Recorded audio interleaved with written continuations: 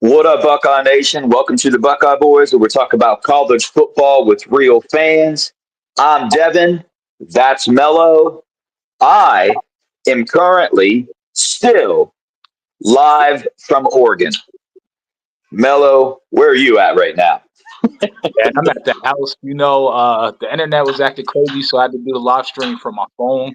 And actually, I need to turn on my D&D so that way it doesn't pop up with phone calls or anything.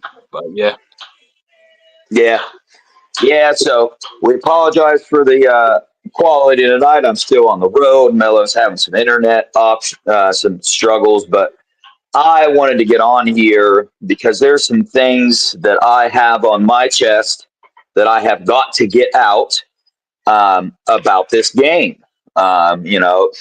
I've been hiking around all over the mountains, enjoying the scenery here. I'm in the Hood Mountains in Oregon. I won't be flying home until Saturday, so it's absolutely beautiful here. But I did attend the Oregon game, and it was an awesome game to be at. I'll tell you that right now. I loved it. An awesome game, awesome atmosphere. If y'all watched the live that I did from inside the stadium, I got pretty close to a lot of the players. But at some point in time, I didn't know they did this, Mello, but they have some blocker they turn on and it shuts your data all the way off on your phone. All internet, the whole game. Yep, the whole game. Nobody in the stands has, you can't use your phone. So, yeah. that's probably smart. So that way they make sure everybody's paying attention the whole time. And that's kind of like when I went to David Sanders' commitment, they put on some kind of blocker and nobody could live stream. Yeah. I also think it's the TV stations there that are doing all this filming and stuff. They don't want interference with it. Maybe, I don't know, but live streaming it on YouTube, that makes sense. Yeah. Yo, what up, Chet? What up, Cursed? Eric from Ohio Pod. Thanks for joining us. I don't think, can people see the comments I'm pulling up? It shows that it's up above the. Dang, I don't think you can. Karis, what's up? Sean, Steely, C-Dub, Troy. Yeah, it's actually above my head. It's weird. I know, man. I don't know how to switch the layout. My phone just automatically did this. I don't like it. I want it to be the other way. But can y'all hear us in the chat? Can you guys okay, you guys can see him. Can you guys hear us well and see us good? Hopefully good enough. So, Mello, I want to start off by, I've had some time to think about what happened, right? Yep. And these are just my thoughts. At first, I was very, very upset with the loss, right? And then I asked myself, and these are all things I kind of already knew, but this is just where I am now. I asked myself why I was upset, because does it matter that we lost, right? So first you have to ask yourself, what's going to make you happy with this season? Like, what do the Buckeyes have to do to make an Ohio State fan happy? And I believe there are two answers. Number one, beat the team up north. That's the first thing. That's a must. It has to happen. If it doesn't, even if we win the Natty, there's going to be some people upset. Number two is win the Natty. Okay, so would you agree with both those statements? In chat, do you agree with those statements? The two things that have to happen this year for us to be happy and fully satisfied: win the Natty, beat the team up north. Okay. Now, Mello, let me ask you this. Does this loss in Oregon affect either of those two things? Absolutely not. Okay. So that's where I'm at. Okay. So I want to start off with that. Is that the only reason I'm upset, I believe, is a pride thing. I think I just don't like to lose. I don't like that Trey McNutt can now go on his social media. Did you see him trolling, Mello? I did not. Yeah, dude. He posted a video of him walking back down the tunnel, and it said on the front, "Ohio State fans hate me. Ohio State fans hate me." And he was flashing his Oregon jewelry all around and everything. So, yeah, you got to love it. So Yeah. I think the only reason I was upset is more like a pride thing, and the fact that I honestly believe the better team lost that game. Um, and I believe my emotions are out of it, and I believe that this is just from a football fan standpoint. And Melo, I want your opinion on this as well. I think the Buckeyes have more talent on their team than Oregon does, which is why I make the statement the better team lost that game. Right. Mello, what do you think about that? Absolutely correct. We definitely have more talent. Oregon took advantage of our mistakes. You know, we made mistakes and we shot ourselves in the foot. And our talent isn't so great that we can make unlimited amount of mistakes without another team capitalizing. And honestly, Dan Lanning is a hungry coach. You can see he has a passion, and that's where he found the loopholes. Like he practiced that loophole. Who does that? So, like, Yeah, it shows a difference. I know. So, Mello, if I were to ask you, I want to hear um, before I get into what we talked about pre-show. I need the short answer. I need you to pick one. Right? What's the number one reason you think we lost this game? Now, you can't say a bunch of things. It shouldn't be a big paragraph. It should either be one word, two words, something like that. If you had to pick, what's your word or what's your statement as to why we lost this game? Jim knows. Yeah, you took my statement. You You got did, it. man. You know what I mean? Facts are facts.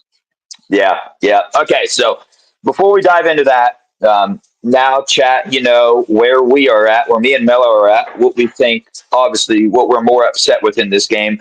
We're going to go down the list of things. Okay, we'll start with Will Howard, Mello. I've heard a lot of people and a lot of fans, and I do not agree with this, and I don't know how you can think, because honestly, watching this game, there's a couple things that made me really excited. And the first thing that made me excited about it was that Will Howard can, and I believe will win us a natty. He's good enough to do it. That's what I saw in this game. I saw a quarterback, I mean, what is it, 326 yards and no interceptions, no turnovers. Look, I saw a gamer. I saw a quarterback that's good enough to win us a national championship. Mello, give me your thoughts on Will Howard for this game. I thought Will Howard played exceptional. I'll give him an A easily. I mean, he threw 80% completion rate, 0 interceptions, like you said. He threw 2 TDs. He had 1 rushing. That's 3 TDs. He accounted for 21 points by himself. So, I mean, I thought he played phenomenal.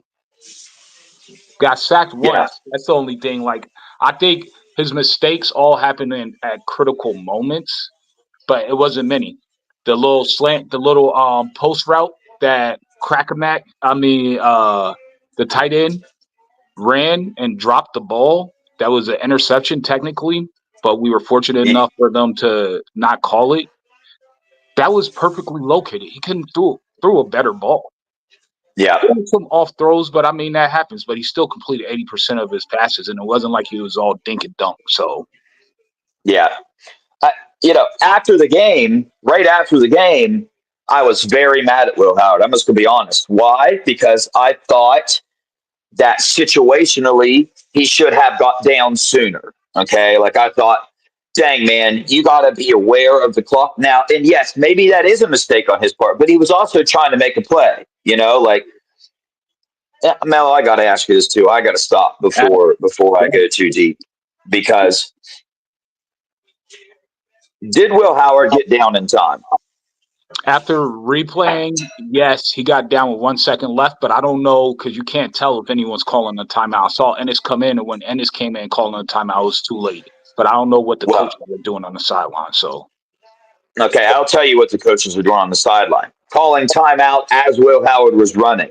So yeah, that's what I saw with my eyes. I saw more than one coach. Right when Will Howard took off running, they started the timeout thing. So I mean, that's the first thing I want to complain about real fast. Is that right there? Like Does that not get reviewed? Because isn't it that the second the quarterback gives up his body, the second he starts to slide, It should be down.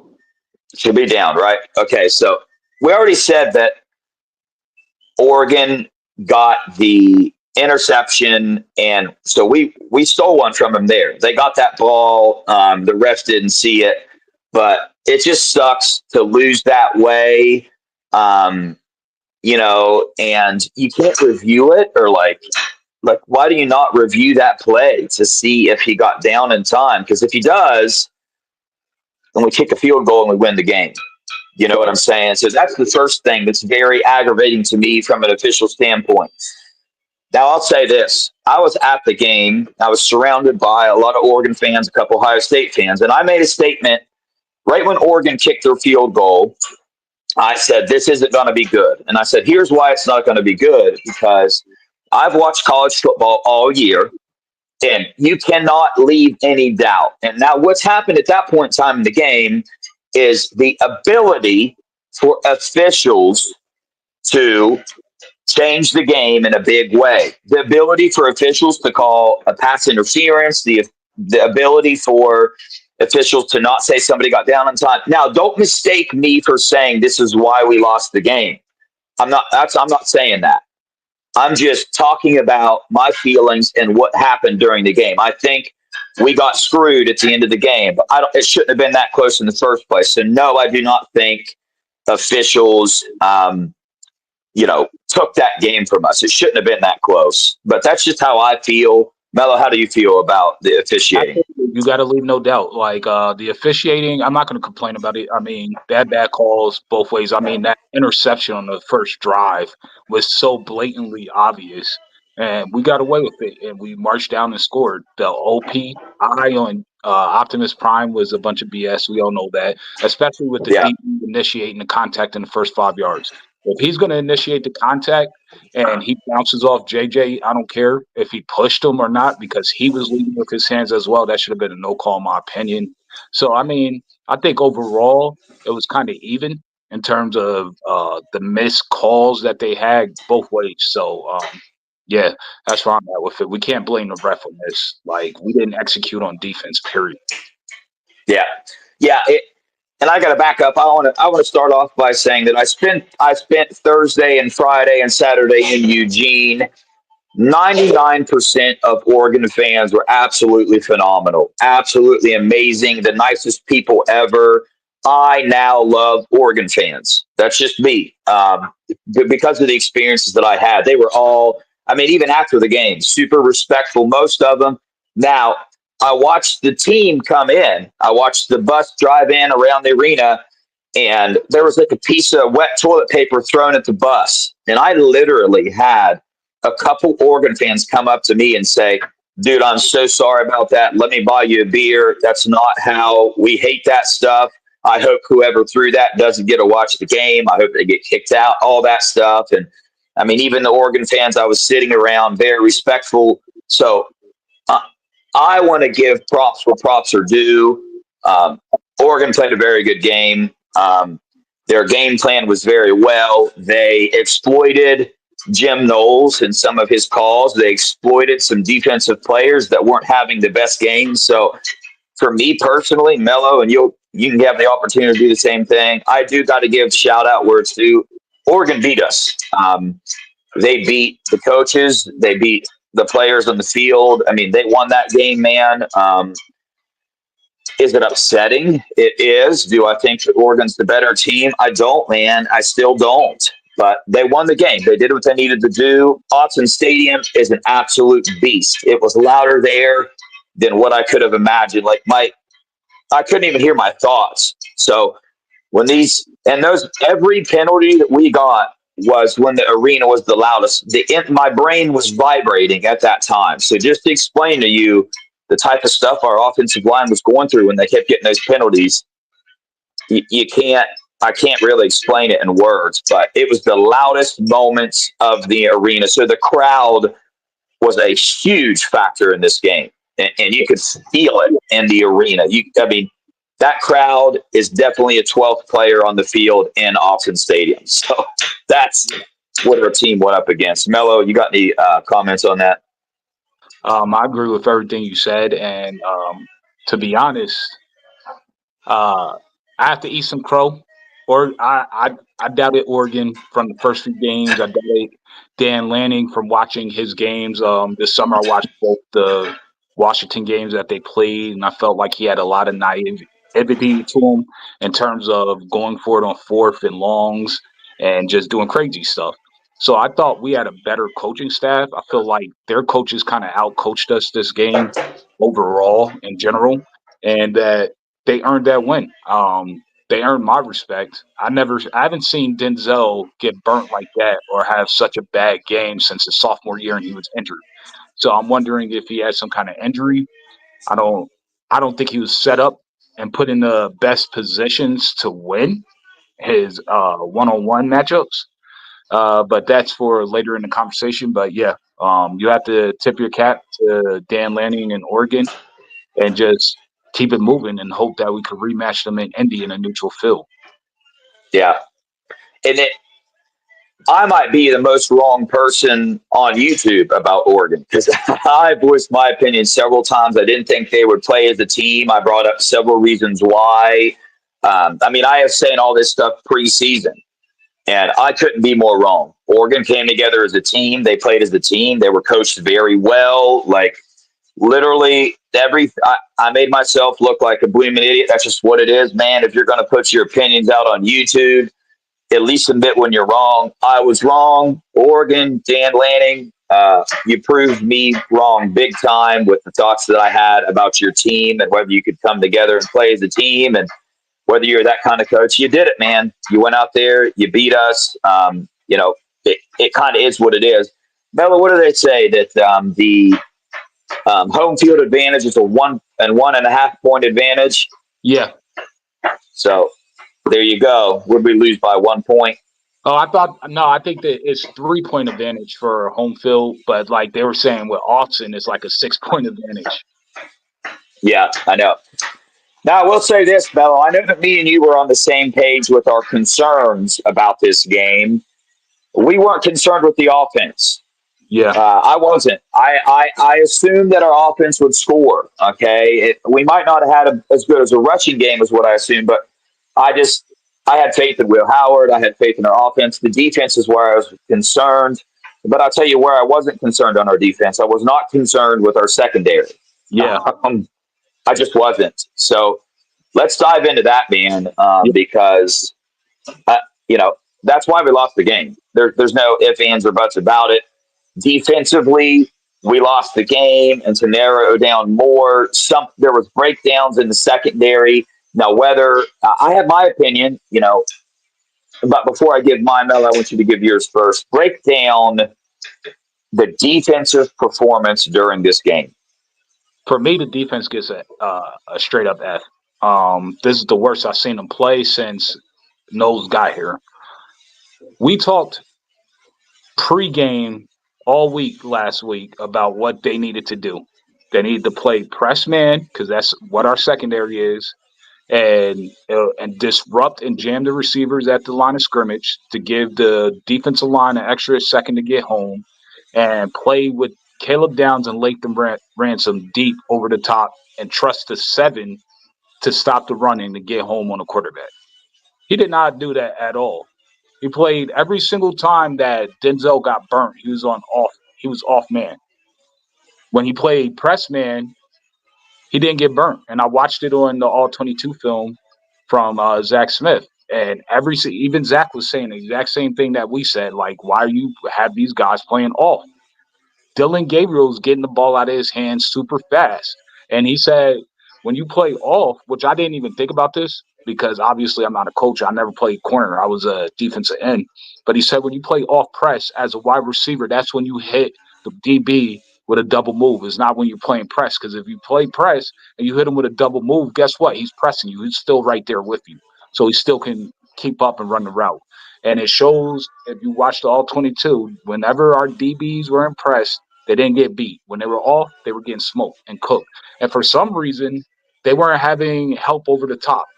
And one key point in the first quarter, I think it was 2nd and 8. Jim Knowles, or I'm gonna say Jim Knowles because he's the play caller, called a double A gap blitz, and both Sonny and um, Cody Simon blitzed the same A gap. Now Davidson Igbinosa broke up the play, fortunately, but like they both blitzed the same gap. So there's some kind of disconnect in terms of what's going on at practice and what Jim Knowles' scheme is, because I don't know how everybody in the world could know you can't play off. They like to dink and duck, and these wide receivers are super fast. You need to disrupt them physically because they're small. I don't know what was going through his head when he was play calling, but it was not the right game plan at all. Yeah. I don't know how many times me and you said before the game, we're not worried about our secondary. Our reasoning was because their receivers were so small and we could disrupt them in their routes. Well, not if you play back, right? Now, here's what I want to say. I want to say that these are going to be the same complaints you've heard me every other game, except for every other game, we haven't played good quarterbacks. We haven't played talented teams like Oregon. So therefore, our offense, they don't make those turnovers. The Michigan State game, how many turnovers did we have? But Michigan State still exposed the same things that Oregon exposed. Oregon just didn't turn the ball over. They just finished in the red zone. So it's the same stuff, and it has to be fixed, right? There were two things coming into this game, right? Press coverage. And I said one of the main things that I had to see was pressure on the quarterback, because their quarterback doesn't handle pressure well. What quarterback does, right? Right. Dude, non-existent, bro. The pressure on the quarterback was non-existent. Now, let me say this. I hear a lot of people saying this, so I'm going to say it to you because I did watch it. The defense did have a couple good things. They only let him kick a field goal at the end of the game, allowing us to drive down, kick a field goal, win the game. So there was that, and they stopped him on fourth down. So they have their moments. But clearly, those moments aren't good enough. You've got to play the entire game. But for me, number one, you watch Denzel get burnt. You watch him get burnt and miss tackles. It wasn't like I was there watching. It wasn't just getting burnt. Yeah. The dude got dragged for 15 yards on a tackle. Coming out of the second half, like the third play, he missed the tackle on a third down, and they were able to convert. So at what point in time do you take the dude off the field? Like, what about Jermaine Matthews? Why don't we give somebody else a shot? If you're not going to give him help over the top, put somebody else in the game. This is Ohio State. It's about winning the game. It's not about playing seniority, all that. Clearly, he was having a bad game. What was it? Because they decided to show up Friday night instead of come earlier? Was that have something to do with our defense not playing up to their potential? I don't know the answer to that. You know what I mean? I don't know what it was, but clearly, like, there's a miscommunication big time somewhere on our defense in terms of blitzing and getting pressure. That is obvious as all get out. And then there's also, like, I don't understand how you can't make your adjustments faster. Yeah. Like, how many times do you have to see? And first off, I, as a fan, knew that Oregon's offense survived on chunk plays. How many times did we say that before the game, Melo? If I know that, does Jim Knowles not know that? Like, what's the deal here? So therefore, like, how many times do the same things have to keep happening before you make adjustments? It's just like something's off on the defensive side of the ball. And what I think has been going on is our defense is so talented individually that we've been able to get by with that. The talent has been able to get Jim Knowles by probably for a while now. But when it comes down to teams that are equally talented, or not even equally, but close to being talented, as talented as we are, then that's when the scheme has to step up. Right. That's when the coaches have to step up and take it up to the next level. And I just didn't see that, man. There was zero pressure on the quarterback, and I thought that would have been a main focus. So clearly we knew all these other games that we watched where we were like, what's up with these adjustments? And we were all thinking that Jim Knowles was saving something for Oregon. Yeah, he didn't No, say anything. he wasn't. That's Jim Knowles. That's who he is. So that's a problem. That's a big time problem. Can we win a natty? 100%, dude. Am I tripping now? No. The only thing I'm tripping about as an Ohio State fan is can Ryan Day get whatever's going on the defense figured out? Can he step up as the head coach and make the changes that are needed and have the conversations that need to be had? That, hey, man, it's so obvious when Denzel Burke is getting burnt like that. Let's stop the chunk plays. Hey, go to Jim Knowles and say, Jim Knowles, I don't care what we do. Put two safeties back the entire. I don't know what the answer is because I'm not a defensive coordinator, but there has to be an answer. Is there not an answer, Mello? I mean, There's an answer. like something has to be done. So I just had to get that off my chest, man. Another I've been concern holding. in terms of winning the natty, are we going to have someone that's consistent enough to replace Josh Simmons? Because he's gone. That's our best offensive lineman, him and Seth. So he's gone. Is somebody going to step up? Can somebody do that job well enough that we could beat the Texas and we could go ahead and run it back against Oregon when they have Birch come back? Like, that's going to be a big question as well. Yeah. Because there's Well, a I lot got of my. missed assignments on that O-line, even in that game. Now, before Josh Simmons was left, the run game was flourishing. As soon as he left, you could see it starting to taper off. So, like, that's going to be a concern for the offense. And they're going to Yeah. have their job to figure it out. They better have somebody ready. Yeah. I'm just going to be. I'm going to be honest with you, Mello. 100% huge loss. There's no doubt about it. That sucks. I have more faith that offensively we can figure that out than I do think faith in figuring out our defensive flaws. Does that make sense? Yeah, absolutely. Like I have faith that our offense will figure that. Chip Kelly and the skill that he has on offense, I believe we'll figure that out. And I still believe that offensively we will be good enough to go win a national title with or without Josh Simmons. Like a huge loss, definitely gonna have to somebody's gonna have to step up big time. But I can only speak on how I feel, and I have the faith that uh, Jim Knowles is gonna, or not Jim Knowles. Andy's back here distracting me. Hey, I'm on live right now. Quit your crap. Um, um, um, um, what was I saying? That Chip Kelly is going to be able to, is going to be able to figure this stuff out. How do you feel about how I feel, Bello? Like, how do you feel about that? No, I understand what you're saying. I think Chip Kelly is a savant. He will figure it out. I'm worried about Jim Knowles. I think he's stubborn. I think he doesn't want to listen. It's his way or no way. I think he's a little upset about the jack, but we don't have that. I mean, when you tried to implement it, you probably set Jack Sawyer back at least a year and a half because he's not a jack player. And I understand that was supposed to be Mitchell Melton's role, but we don't have jack players in the way where LJ's recruiting elite D linemen. We have to play 4 down linemen. It just is what it is. So he needs to adjust. He needs to listen, and he needs to have a better scheme, honestly, because it's just terrible. My other Yeah. question is, while you were there, did it seem like they weren't rotating that much on the D line?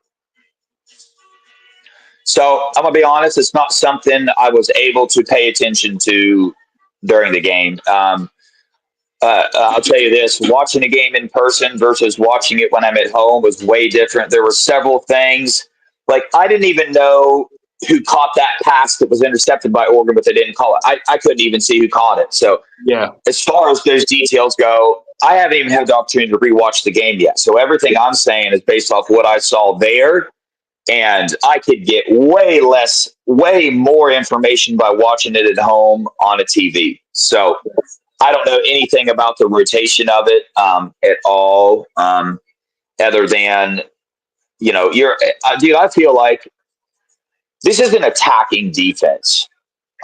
Like when I watched our defense play Iowa and they were attacking, they were attacking. Like That's what these defensive players can do well. Sonny Styles, Arvell Reese, like let's play aggressive attacking defense. So I think we have the skills. Dude, that's not a secret. I don't care what you think. We have enough skill players on our defense to be the best defense in the nation. Right. Like, so what are we missing? We're not missing players. We're not missing skill. What's the only thing left? What's the only thing left? Scheme. Yeah. So, it's the scheme. Yeah. I wish Brad was here to give us a little more in depth to this. Hopefully he'll be here Wednesday and we can ask him some questions that won't expose too much, but will give a better insight and it won't hurt the team. So like that's what I'm looking forward to when Brad's on here the next time. But yeah, it's obvious scheme and it's obvious D-line rotation. And I want to know who's in charge of both of those. I think it's the same person that knows. But we'll see and find out. What up, Tora? What up, my brother? Hey, is that true? Arvell Reese played 4 snaps. Yep. Is that real? That's real. And he's the only one triggering and attacking his gaps. You know what I mean? He missed the tackle, but he got in the hole so fast that he kind of overshot the tackle. And Jordan James is a very powerful running back, so like he broke it. But I mean, he's the only one triggering. And now I'm at the point where before I was like, you have to play Sonny or you have to play Cody. Now I don't care. Put the best players on the field. You know? Yeah. I mean, that's where I'm at, dude. It's honestly, I don't know. It's a travesty, and for sure, I agree with you. I'm excited for you to get Brett on here. Hopefully, he can come on tomorrow. He might be trying to come on here shortly. I got about 5 minutes left, and I'm going to have to hop off here. So, I don't know what you want to do. If you want to wait around for him or just set it up for tomorrow, probably be the easiest. But I think because I want his opinion. You know what I mean? He's more in tune with the program going on, so like he can give a better aspect of what the situation is in the WAC. Yeah. Okay, so I want to break this down. The last 5 minutes, I want to talk about the last drive of the game. Okay. Yeah. I want to talk about our defense stopped them. They kicked a field goal. Right. We have under 2 minutes left on the clock or something like that. Start off by getting penalties, and Will Howard gets us out of that jam, which praise Jesus. Thank you, Will freaking Howard. You're a boss. Gets us all the way down. Throws a beautiful pass to Emeka Ibuka. What are we on the 28-yard line? Yep. Is that what it was? Yeah. On the 28-yard line. Now, I've heard a lot of people have this argument, so I want to talk to you about this. Are you upset that they tried to throw the ball there? Because they threw the ball. Didn't they have a incomplete pass and then they completed one to JJ, or was the next pass a completed one to JJ? I don't remember the exact chronological order, but basically that happened. So here's my opinion. My opinion is, if you guys remember the UGA game, they tried that. They ran the ball a couple of times. CJ got into the range of the field goal kicker. Then they ran a couple of times and centered it. And the field goal kicker completely missed, shanked it. And it's like, at that time, everybody like, man, why didn't he just throw another pass and get another 5 or 10 yards, and then we would have went to the natty and won the natty. So I was one of those people that was under that impression, like he should have threw the ball. So I'm not going to go here and be like, oh, he should have ran it, because I know exactly what he was thinking. He's thinking, UGA, we just had this happen. Let's get some extra yards and ensure that he's definitely going to make this. We're going to win. So I see why he did it. Hey, really? Hindsight is always 20/20, so it's easier to be like, yeah, you should have ran it. But like, I understand it 100%. I don't blame him for it at all. I think either way, the offensive pass interference is what really did us in and stuck a fork in us. Yeah. Hindsight's always way easier, right? So, I mean, the truth is that, like, in the moment, no, I can't be too upset about the throwing, but in the same sense, what was it? A 40-yard field goal from there? How long of a field goal we had? It would have been about 37 if they would have just kicked it from where Emeka went out. Yeah. Okay. So, but in the Georgia game, we were at 50, right? Yeah, 50. Yeah. So, if I were to combat what you were saying at all, that would be where I was combating at. We had a 37-yard field goal, right? Right. We're playing in Austin Stadium away. If you've watched college football at all, you already know that, hey, man, if you give officials any reasoning or opportunity, literally the only penalty that could have been called that would have taken us outside of a chance to win the game is a 15-yard penalty. That's it. 10 yards, go back to 47 yards. When he made a 48-yarder one point in time, it's like you're there. Okay, so 10. The only thing that couldn't have happened was a 15-yard penalty. So at 37 yards, man, at that point in time, I'll just be honest with you. Call me a liar if you want. I'm running the ball twice and I'm kicking the field goal. I'm at least giving myself a shot to win the game. That's what I would have done. I was screaming it in the stands. I was like, "You're there." I said, "Run the ball." You know what I mean? Like I was screaming it. But I definitely get the other side of it. Like you can't. We got freaking J.J. Smith and Emeka Ibuka and Carnell Tate. Will Howard's been lighting it up all day, so you can't be too mad about throwing the ball. But in the same sense, it's like, damn, bro. You know what I mean? We had a 37. A part of me wanted him to just kick the field goal right then and there, to be honest with you, bro. Like, seriously. Right. Like, you're down there already. So you got that aspect of it. Give me 30 seconds on Day's clock management, and then I got to get off here. Yes, sir. I thought it could have been better. It should have been better. I don't know what was going on the sideline or what was going through his head. If he was calling a timeout, you said he was. You saw them calling a timeout. So I really can't judge. Yep. Could have been better. Yes, it should have been better. I think getting behind the sticks on the sack where he had to fall down, a couple of false starts, the OPI, the 12-man on the field. I think that rule was fuzzy. He wasn't fully aware that the clock doesn't stop. So I think all of that had something to play with it.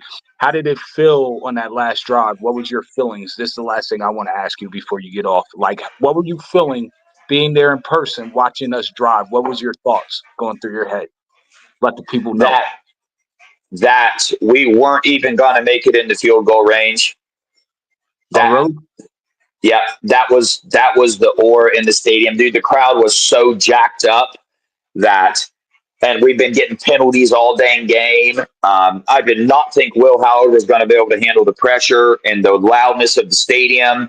And I did not think our O-line was going to be able to hold up without getting penalty. So when we made it down there that far, I was like, wow, it blew my mind that happened. I'm just being honest with you. I'm not trying to give you some answer you want to hear or anything. I'm just telling you where I was at, sitting in the stadium. Once they kicked that field goal, in my mind, I didn't think we were going to have a shot. I was like, dude, because you saw the Oregon players on the sideline compared to ours, they were juiced, bro. Like, they were freaking juiced. So that's why I'm in love with Will Howard now, because the fact that we even got down there, like you can pick apart some mistakes that he made, but 31 points should have won us the ball game. That's all it comes down to. So, yeah, I mean, the fact that that's why I was so aggravated today tried to pass the ball. I guess because I was there, I felt the energy in the stadium. Right. As a head coach, I thought he would have felt it too. You feel the energy. You know what's going on.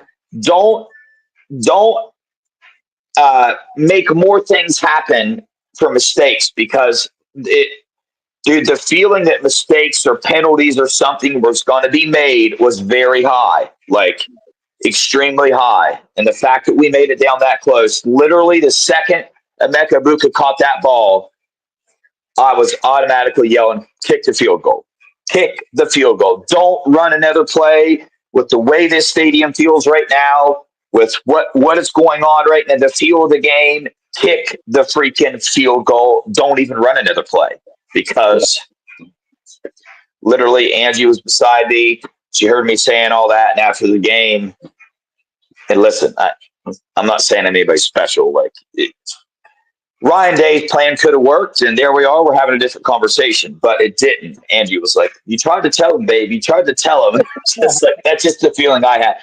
I'm overly cautious and overly worried about everything. So, Yeah. literally, if I was the head coach in that moment, I would have kicked the field goal because that the exact scenario was running through my mind. Right. The exact scenario of giving the refs an opportunity To cheat. or to yes. That was the first thought in my mind. It wasn't, will our kicker, do we need to get it closer for our kicker? Yeah, we do. But I have a thought before that. Don't give an opportunity for a mistake to take us out of field goal range and not even have an opportunity to kick the field goal. Kick the field goal. But, hey, overall, Buckeyes. Yo, Buckeye Nation. Dude, we good in the hood. All is well, The only thing that hurt is our pride. That's it. So, it brought up some things with the team that need to be addressed. Let's hope that Ryan Day can grow even more as a head coach and address his clock management and go have a conversation with Jim Knowles and Larry Johnson, whoever the conversation needs to be had with. It needs to be had with somebody. And let's keep it rolling, baby. Let's go beat Penn State. Let's go beat that team up north. Let's win the Big Ten game, or let's not. I don't really care. We're going to be in the playoffs. The only thing I care about, you better beat Michigan, the team up north, and you better win the Natty, or I'm not going to be happy. Absolutely. Same here. Same here, brother. And to all the people in the chat, thanks for joining us. You also have to remember we only rushed for 19 yards in the second half. So that might be another reason they might have thought with Simmons going out that they might get tackled for loss and lose 5 yards or something. So, and worst comes to worst, if you don't complete the pass, it's just an incomplete pass and it stops the clock. So I understand why they threw. Thanks, Dev, for joining us out here, holding it down from Eugene this whole week for us, giving us a tour of the facilities, interviewing so many people. Man, I'm glad you had a blast. I'm glad you're out there with your lady. Go ahead, kick back and relax, and we'll catch you later. Yes, sir. Appreciate you, brother. Stay blessed, people. OH. I.O. Hey, are you staying on or are you staying on? Nah. I'm gonna hit up Brad and see if he's trying to come on tomorrow. All right, so you want me to hit end stream now? Yeah, we're still live, by the way. Oh yeah. Okay.